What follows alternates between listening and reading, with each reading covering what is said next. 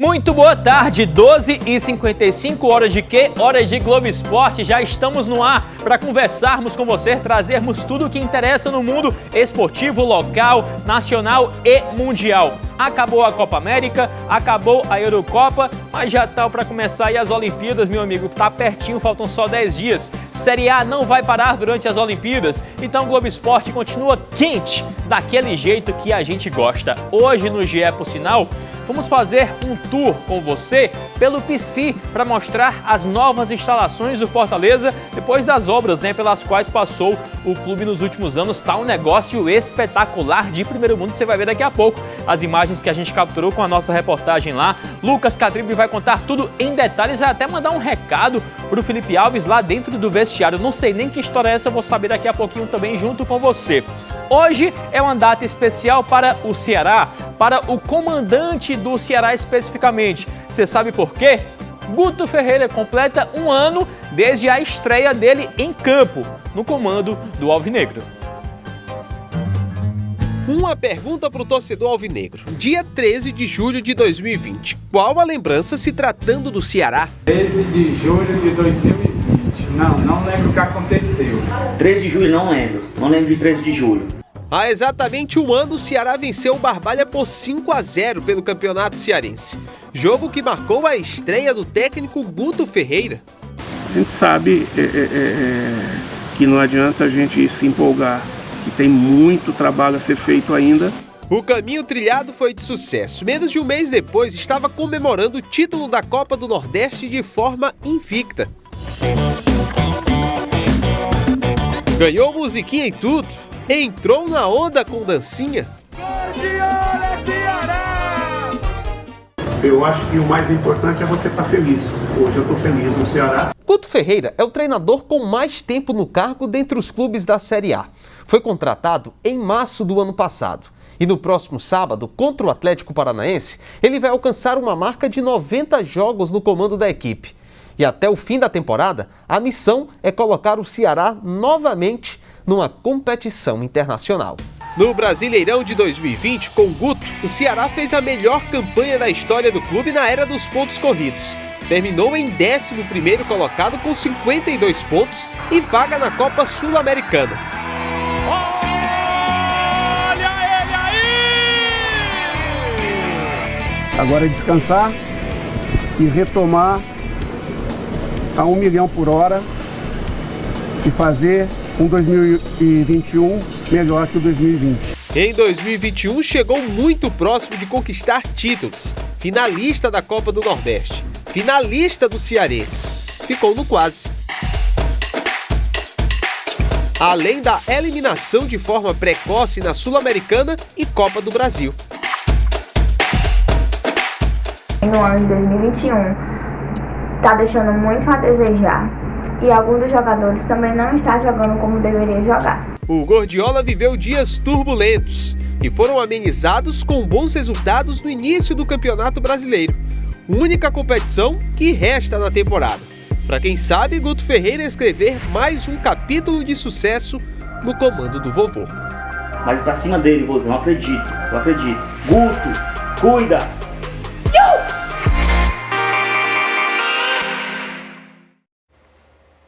É bom ou não é esse carismático Gordiola? Passou por momentos difíceis, passou como todo mundo passa em tudo, em todas as áreas das nossas vidas, mas está já voltando a apresentar aquele futebol que encantou o torcedor alvinegro na temporada passada, 7 jogos invictos. Daqui a pouquinho, por sinal, esse negócio da invencibilidade do Ceará vai ser o assunto do DR da semana, porque dentro dessa invencibilidade tem muitos empates, E eu não sei se o torcedor está gostando dessa situação. Daqui a pouco o Daniel Rocha levanta esse assunto para a gente discutir. E também tem outra boa notícia do Ceará, que é com relação ao futsal do Ceará conquistando uma classificação numa competição importante.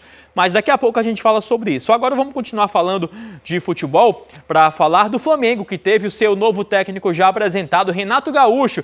Ele que já foi jogador do rubro-negro por várias passagens, tem muita identificação com o clube e com a cidade. Faltava realizar esse sonho de treinar o Urubu. Daí o verdadeiro significado de tanto faz, pelo menos para o Renato Gaúcho. Treinar o Flamengo é treinar a seleção brasileira. Peraí, segura e prepara o efeito de volta no tempo. Essa frase de impacto numa entrevista de apresentação do Renato no Flamengo não é nova. Um clube que eu considero, particularmente, eu tenho esse pensamento que praticamente numa seleção brasileira. Esse era o Renato de 1987, apresentado com aglomeração, recebido na Gávea por Leandro e Sócrates nos braços da torcida. Sempre foi meu sonho jogar no Flamengo, então agora esse sonho se concretizou. Volta pro presente rapidinho. Era um sonho treinar o Flamengo. O Renato de hoje, com 58 anos, tem muito daquele Renato de 24 anos. E do Renato de 1990, ano da segunda passagem dele pelo clube. O Flamengo é um dos melhores times do mundo, tem uma torcida maravilhosa e uma cidade maravilhosa também. Então vamos unir o útil ao agradável. Estou muito emocionado. Estou muito porque eu sei da grandeza desse clube, sei da grandeza dessa torcida. Eu sei o quanto fui feliz nas minhas passagens por aqui. Leva vantagem no lance ele, Renato. Melhor Renato. Fato é que sempre que Renato Gaúcho e Flamengo se uniram, deram o que falar. Flamengo, toque de cabeça. Gol! E conquistaram a Copa União de 87 e a Copa do Brasil de 90. Se reencontraram também em 93 e em 97, só 2 anos depois do gol de barriga, quando ele deixou o Fluminense e voltou a vestir rubro-negro. Era a 4ª vez. Nunca escondi de ninguém que eu sempre tive um carinho pelo Flamengo. É sonho dos grandes e o Renato sabe que a exigência é proporcional. E não só porque ele é considerado um dos melhores técnicos do Brasil ou porque o Flamengo tem estrutura e um elenco de qualidade. Os arquivos do Renato deixam a cobrança ainda maior. O Grêmio gastou 7, 8 milhões em contratações. O Flamengo gastou quase 200 milhões. Se me derem quase 200 milhões, eu também monto uma seleção. O Flamengo vem jogando um grande futebol nos últimos 3, 4 meses. O Grêmio joga há 3 anos, gente. 5 para o Flamengo, 0 para o Grêmio. São coisas que acontecem no futebol. Agora estou desse lado aqui e vou trabalhar bastante para que eu possa dar continuidade nessas conquistas. Com o grupo que ele tem hoje, disposto a recuperar os zagueiros e de olho na base, o clube tenta contratar o volante Thiago Mendes do Lyon e o atacante Kennedy do Chelsea. O técnico veio com status. De 2016 a 2021, ganhou 7 títulos no Grêmio, entre eles a Copa do Brasil e a Libertadores. E é por ela que ele começa essa nova velha história no Flamengo, amanhã contra o Defensa e Justiça, no jogo de ida das 8ª de final. Foram só 2 treinos antes da estreia, um desafio. O urubu que Renato domou em 87, agora é parceiro de voo dele. Amanhã, quarta, tem muita Libertadores já para os clubes brasileiros. Falando já de Olimpíadas, estamos todos na contagem regressiva para os Jogos de Tóquio, né? Faltam só 10 dias. E nessas Olimpíadas vamos ter a estreia de muitos esportes, dentre eles a escalada esportiva.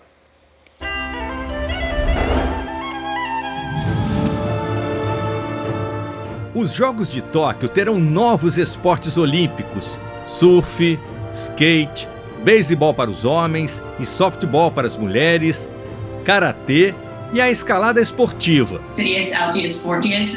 Sítios Altius Fortius é o lema olímpico que significa mais rápido, mais alto, mais forte e tem tudo a ver com a escalada. Essa é a americana Kyra Condie, escaladora por vocação desde muito cedo. Eu subia pelo lado do sofá e por cima das coisas. Ficava pendurada de cabeça para baixo quando era pequena. Quando eu brincava na pracinha, eu subia pelo lado errado das estruturas, pela rampa do escorrega, coisas assim. Eu adorava subir em árvores. Aos 12 anos, Kyra precisou passar por uma cirurgia para corrigir uma forma grave de escoliose. uma doença que deforma a coluna. Eu fui a um cirurgião para colar algumas vértebras e ele também apoiou a minha ideia de ser atleta e escaladora. E para mim foi num momento bom, porque eu estava perdendo o foco na escalada. Estava na escola, no início ali da adolescência, querendo fazer amigos e tal. Então parar de escalar naquele momento foi realmente um mal que veio para o bem, porque me fez perceber o quanto eu amava o esporte. Aos 25 anos, Kyra vai em busca de uma medalha olímpica na escalada esportiva. Eu acho que tornar o esporte mais inclusivo, mais acessível, é algo que espero que venha dessa exposição a mais que a escalada vai ter. É algo que me deixa animada com essa atenção a mais da mídia. Sítios, Altios, Fortios. Faltam só 10 dias para a gente ver o ser humano sendo mais rápido, mais alto e mais forte nos mais variados esportes. Todo mundo no limite, se desafiando ao máximo, vai ser legal demais de acompanhar. E ainda falando de Olimpíadas, alguns atletas brasileiros já estão chegando lá em Tóquio e a Bárbara Coelho está acompanhando de perto. A cidade olímpica está ganhando cores brasileiras. Faltando 10 dias para o início dos Jogos, 79 atletas do Brasil já estão em Tóquio. Bruno Fratos, que chegou hoje com a delegação brasileira, promete fazer muito sucesso por aqui. Medalhista em mundiais, ele é candidatíssimo a subir ao pódio nos 50 metros livre. Além da natação, chegaram atletas da canoagem slalom, vela, tênis de mesa, handebol e vôlei de praia. Aliás, Alisson, medalha de ouro na praia de Copacabana, na Rio 2016, mandou essa fofurice nas redes sociais.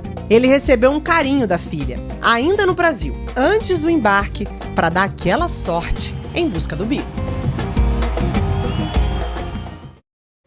E aos poucos também a gente vai conhecendo as datas de estreias das disputas envolvendo os cearenses. Lá no ge.globo.br tem a data de estreia já da Rebeca, do vôlei de praia, que faz dupla com a Ana Patrícia. Ela vai estrear no domingo, dia 25, passando esse domingo outro, né? Contra uma dupla de vôlei queniana, a dupla formada por Makoka e Kadambi. Domingo, então, no outro domingo, dia 25, 11 da noite, a estreia de Ana Patrícia e Rebeca representando o nosso país e o nosso estado lá no Japão. A gente volta já já com o DR da Semana, notícias do Ceará ainda hoje aqui no GE. Matéria com Fortaleza, um tour lá pelo Fortaleza mostrando o novo Fortaleza.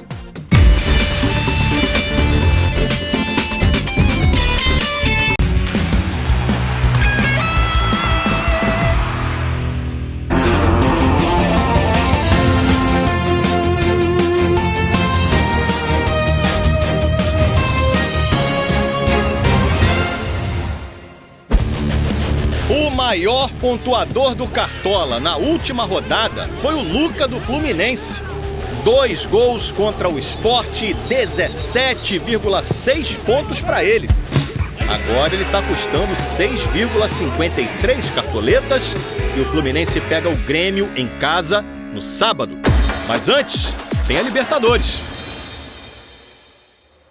E terça-feira é dia de quê aqui no Globo Esporte? Dia de DR da Semana. Eu até citei já aqui no dia de hoje que o Ceará está a 7 jogos sem perder na Série A, né? Mas dentro desses 7 jogos tem 5 empates. E o Daniel Rocha vai falar até que ponto isso é interessante ou não. Vai, Daniel.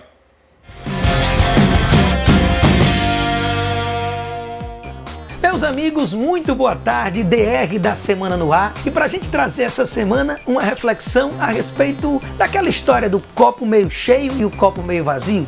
A forma com que a gente acaba enxergando as coisas. Tem quem veja por um lado bom, gente que consegue levar para um lado ruim, sempre quem faz o contraponto. Eu acredito que a verdade da história está sempre no meio termo. E a respeito do Alvinegro de Porangabuçu, o Ceará está com uma das melhores sequências invictas do campeonato, de uma forma geral, somando todos os clubes. São 7 jogos sem saber o que é perder. Por outro lado, até que ponto essa sequência invicta é para deixar o torcedor otimista ou o torcedor insatisfeito? Depende muito da ótica. Se eu pegar a ótica da partida passada, fica muito escancarado fatores negativos desse momento do Ceará, que apesar de ter se reencontrado com aquela estrutura coesa de jogar sob o comando do Guto Ferreira, que parecia ter perdido naqueles momentos de conturbações, por outro lado, alguns jogos poderiam ser revertidos em 2 pontos a mais, ao invés de se contentar com um pontinho do empate, né? São 5 empates e 2 vitórias nessa sequência.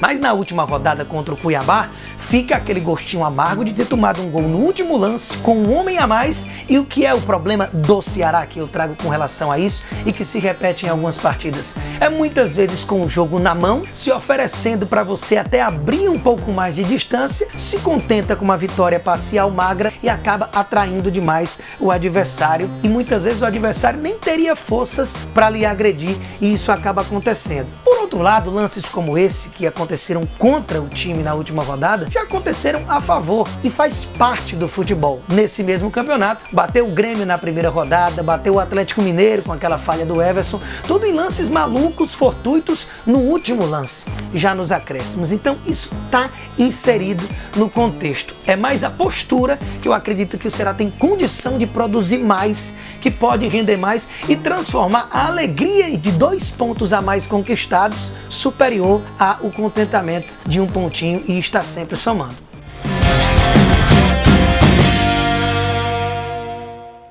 Ainda falando do Ceará, o Ceará está nas semifinais da Copa do Brasil de futsal. A equipe recebeu o Itaporanga de Sergipe no ginásio Vozão e saiu na frente logo com o Muel, que aproveitou um erro na saída do adversário com 7 segundos de bola rolando. O Emerson aumentou o placar em seguida numa cobrança de falta bonita, ensaiada, olha aí. Mas depois o Itaporanga reagiu. Alan e Luquinhas fizeram os gols de empate para os visitantes. Você viu o gol do Alan e em seguida agora o do Luquinhas, com participação até do goleiro Linha. Faltando 1 minuto para acabar a partida, o Rafinha fez para o Ceará e levou o jogo para a prorrogação. Aí já no fim da prorrogação, o Ceará, de novo muito esperto, se aproveitou do erro do adversário para o Sapinho fazer o gol da classificação. Agora o Ceará aguarda quem passar do jogo entre Corinthians e Brasília, adversário que vai ter na semifinal da Copa do Brasil dessa modalidade. A gente volta já já aqui no GE com Fortaleza.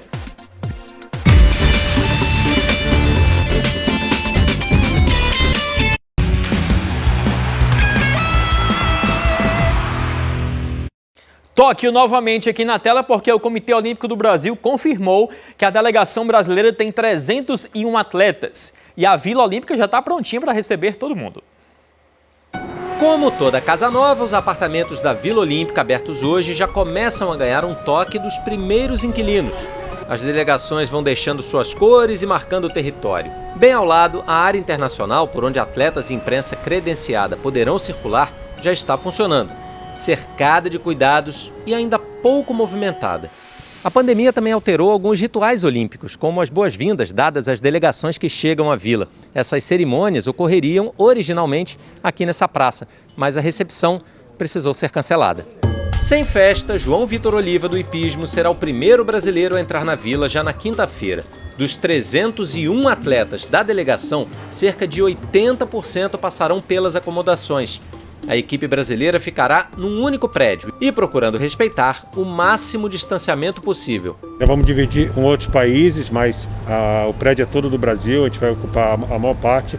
Nós temos uma preocupação muito grande em função da pandemia de tentar colocar só um atleta por quarto, e isso é importante. Nós teremos alguns picos aí, que é quando chega o atletismo e sai a natação, que talvez a gente não consiga atender a isso, mas na maior parte do tempo a gente vai conseguir manter um atleta por quarto e assim atender bem a delegação e sempre visando diminuir um pouquinho o risco de uma contaminação. Apenas modalidades disputadas em regiões afastadas, como surf, vela e ciclismo, e as seleções de futebol, não vão passar por esse complexo de 21 edifícios, 2 grandes refeitórios, uma super academia.